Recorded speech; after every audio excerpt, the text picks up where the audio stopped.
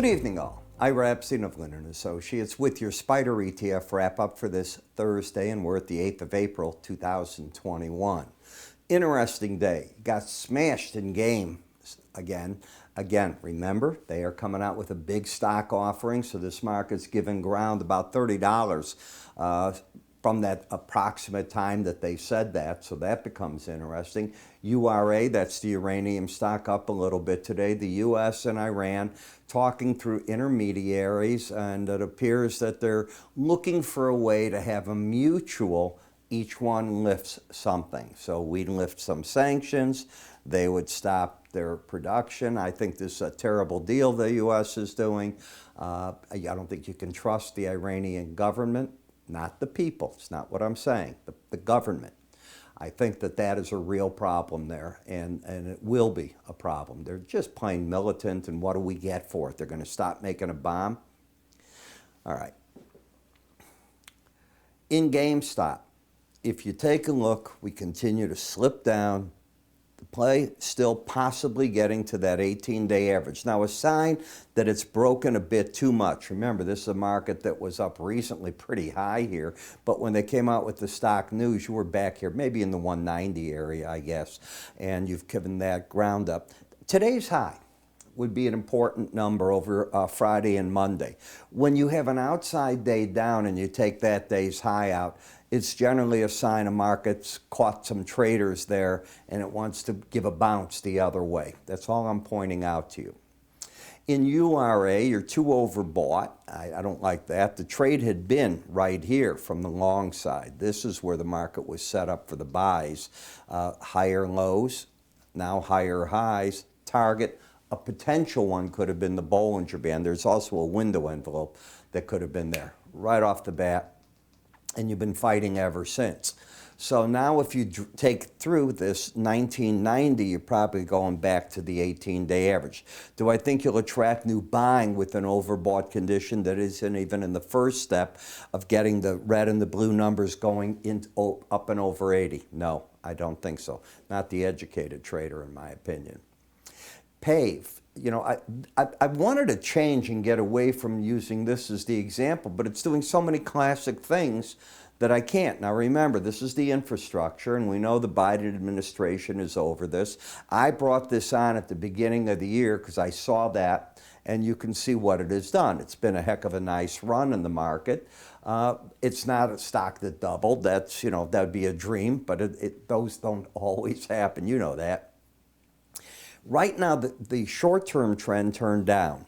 You now have lower highs, lower lows. So you ended the uptrend.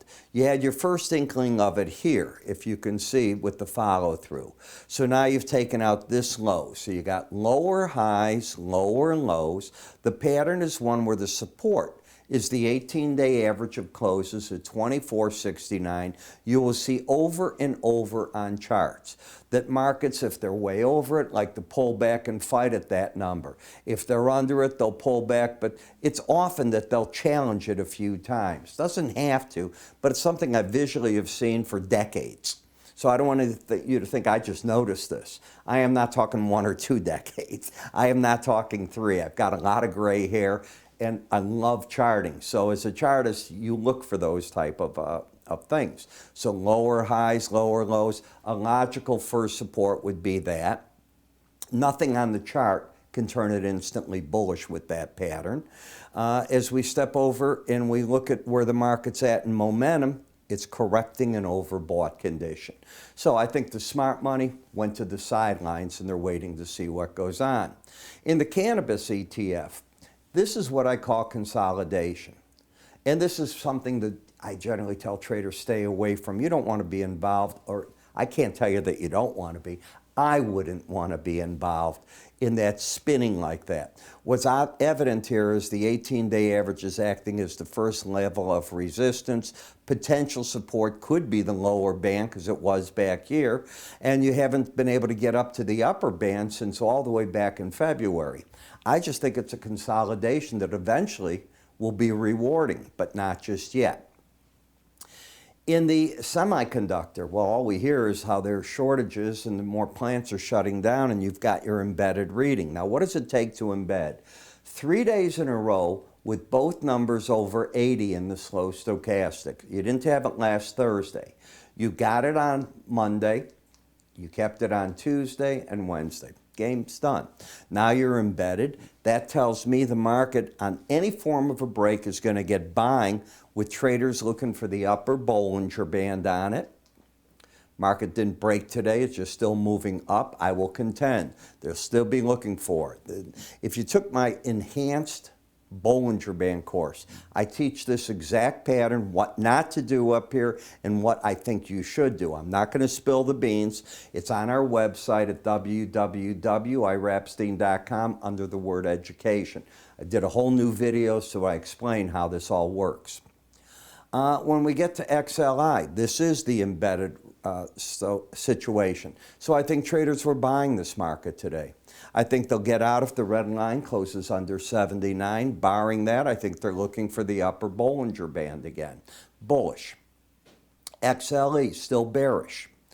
Lower highs, lower lows. Now you're asking a lot in this to get to the lower Bollinger Band because it doesn't do it often. There's another number on a chart that I show my subscribers in the morning. It's called a window envelope, and I'm sure you've heard of them. Kramer uses them. A lot of traders do. You'll see it on CNBC. And it'll be above that number, and that's what I think the market is looking to get to. You negate this downtrend if you get over 50.01. SPY, you're embedded and you've locked in on that upper Bollinger Band. Now it's become what I love. I love to name things. Gorilla glue. And what it means is the market's not letting go of that upper Bollinger Band. Everybody's buying. But you'll also notice that the algorithm, somebody's following it because you're not getting far above it, right? Understand the importance of Bollinger Bands. Now we get to EFA, the emerging markets. Well, these guys should be jumping up and down in the street. What you want for the emerging markets is a lowering of U.S. interest rates. It's happening if you're watching the 10-year note. We've come off that 177 area back to the 162, 164 zone. And the dollar has gone back from 93 down to 92. Now, you're still very much in this consolidation phase. You have not broken out of it. But for the first time, you've been hitting this upper Bollinger Band and challenging it again. You didn't do that, if you take a look, very often. So this is a change of the game. Recognize it. Recognize the trend is up. And now the question is, does the market disappoint? Or does the market, if the dollar keeps dropping, offer the reward? That's what you're looking at. In gold, gold is no longer in the bear camp. I'm proud to say that. Now, if you take a look here, you had a higher high, lower low pattern. Now, if it goes up, where do you think I would say it's likely to go? I would tell you the upper Bollinger Band. I'll stick with what I know. You missed it so far by 30 cents. You're overbought. Uptrend.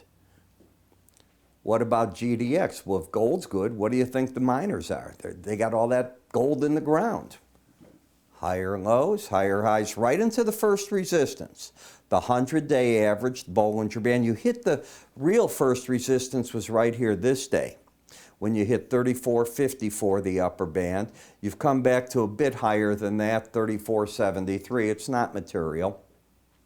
I think the smart money has been taking money off the table. Now, I realize tomorrow you could jump and you'll be looking all of a sudden at 37. I don't care. That's what I think the smart money is doing.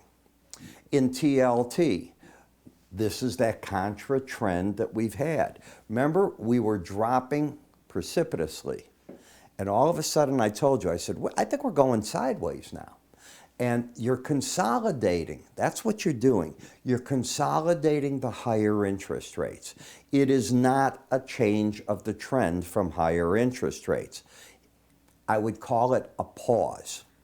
So you've got higher lows, higher highs, the resistance, 138.79, and you're already overbought in an uptrend. And last, in the euro, look at this vertical price movement. This happens when you come to an end of a cycle.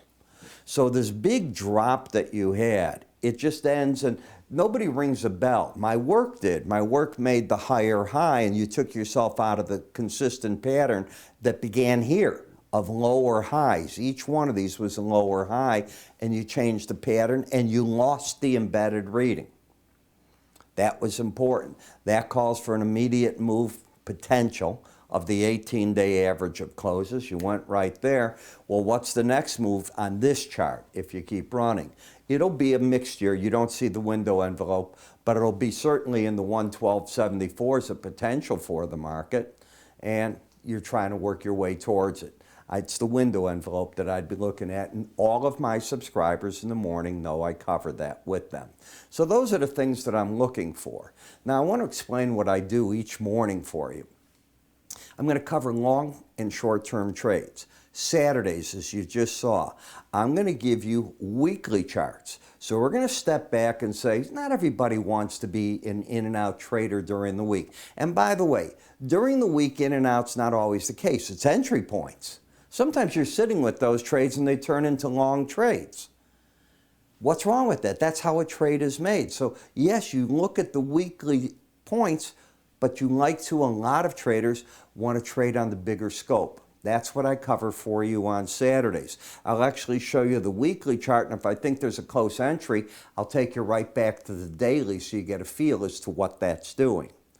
My typical video is 20 minutes long. I will cover everything you've just seen and more. I promise you, and more. These are some of the areas. We're going to update this ad. That's the very next thing we're going to do. There's 41 charts or so that I'm covering now, as you see. If you write me on YouTube and you put down, hey, Ira, I want you to cover like URA. Well, I brought it up. I will do those things. I'll rotate some out, put others in, and I'm going to be creating very shortly, and I'm telling you right around the corner, not in the month of May. Right around the corner, I'm going to bring up what's called What's Up, Ira? And you'll be able to come in, ask questions of me in a 15, 20-minute segment. What markets do you like? Sort of like a Kramer section. I'll bring up the chart, tell you what I see, and away you go with that. I'll answer your questions. That fast. So, bringing this about. Go to our website, you'll see the free offerings. If you're interested in any of the courses, go under the word education when you're there. You can always call my staff, they're actually nice people. I'm Ira, you have a great day, and I'll see you tomorrow.